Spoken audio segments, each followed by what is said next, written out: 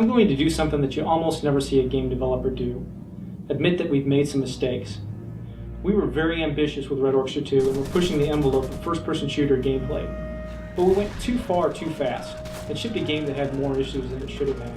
Issues such as performance, bugs, unpolished features, high ping and lag all made it into the initial release.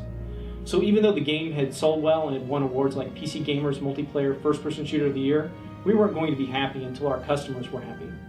We had a goal of making a game that was true to the roots of the original Red Orchestra while expanding the player base with more accessibility. What we learned after the launch, though, was that the game was still too hardcore for most casual action gamers, and the hardcore fans of the original game thought it wasn't hardcore enough. So while we had gained some new fans, we hadn't reached all the players that we were trying to reach. We decided to address the issues by first going back to our mod team roots. As we grew from a mod team to a full development studio, a lot of our development happened behind closed doors, hidden away until it was just the right time to tell the press and the world about it. This is smart corporate PR, but leaves fans of the game out of the equation.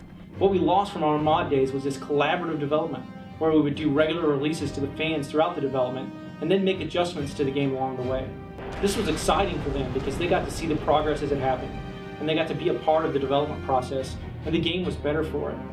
So when we went to make the Game of the Year Edition free content pack for Red Orchestra 2, we decided to go back to our roots and do it just like we did as a mod team. We added an open beta, which is available to all owners of Red Orchestra 2. The beta allows us to work closely with the community, taking in their feedback and iterating to provide them with the gameplay experience that they want. For months we've been hard at work on the first free content for Red Orchestra 2, the Game of the Year Edition. The content pack features an amazing new map called Mamia Kurgan, as well as new and modified game modes that bridge the gap between what action gamers are used to and the tactical gameplay in Red Orchestra, as well as modes that cater to fans of the original game. The new level Mamia Kurgan was designed to give players a longer range fighting experience than they were accustomed to. At the same time, the map allows for all sorts of playstyles. With Mamia, the community is going to find an intense map that gives them the freedom to play how they want.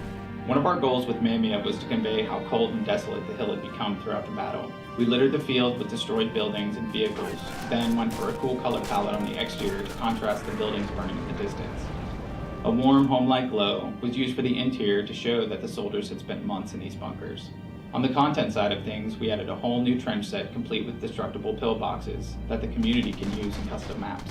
For our first major update to Red Orchestra 2, we not only wanted to add new content and game modes, but also increase performance and refine existing gameplay features to a new level of polish. One of the things we learned from the fans after the release was that many of them thought the game was too hardcore, not hardcore enough, or just not enough like the original game, which is why we decided to add 2 new gameplay modes to the arsenal, Action Mode and Classic Mode.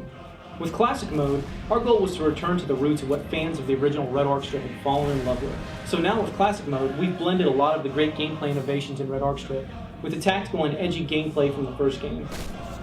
With Action Mode, gamers can now experience that Red Orchestra gameplay without having to make such a huge jump from what they are used to, featuring a crosshair, easier aiming and toned down recoil, reduced damage, and less restricted access to a wide range of weaponry. Action Mode is the perfect first step for players into the world of Red Orchestra.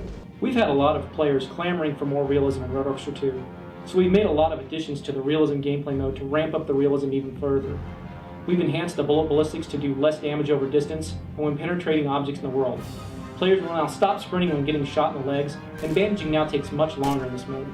The effects of suppression from being shot at are greatly increased, with suppressing fire being a much more viable tactic and having a much greater impact on gameplay.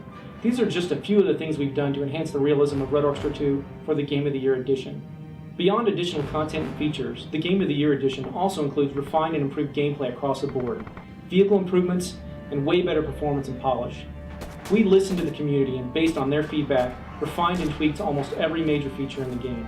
Refinement of several gameplay features such as lockdown, overtime, spawn protection, and spawn on squad leader result in a more enjoyable online gameplay experience. In this update, we've added an option for client-side hit detection. This has been one of the community's most requested features. What it allows for is more consistent gunplay across servers regardless of ping for the users. Based on community feedback, we've tuned MGs to be easier to use and more effective at long range. MGs are finally the most devastating infantry weapon in Red Orchestra 2. The tanks have gotten a lot of love for this release, with Tank AI in particular being a big focus.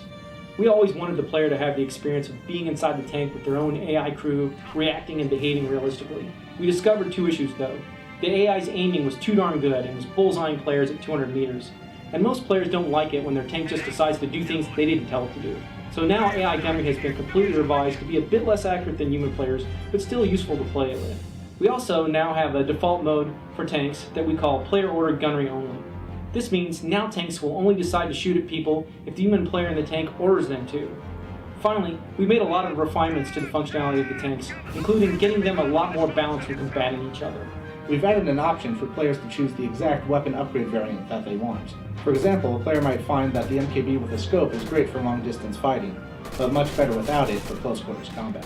One of the key things we wanted to improve since the release of the game was the performance, so that people with a wide range of hardware could enjoy it. This required a considerable overhaul of the game's underpinning. We've been cleaning house in the bug department.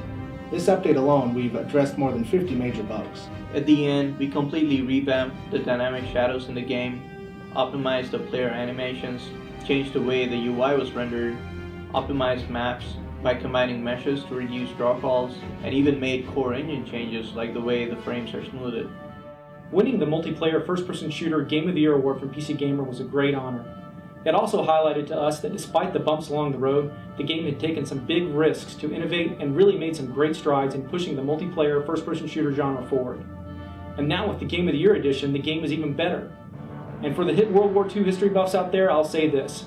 The initial release of Red Orchestra 2 was our Dunkirk. This release will be our Normandy.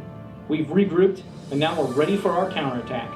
The life of this game is just starting. With more free content packs coming and a rising storm on the horizon, the game is just getting started.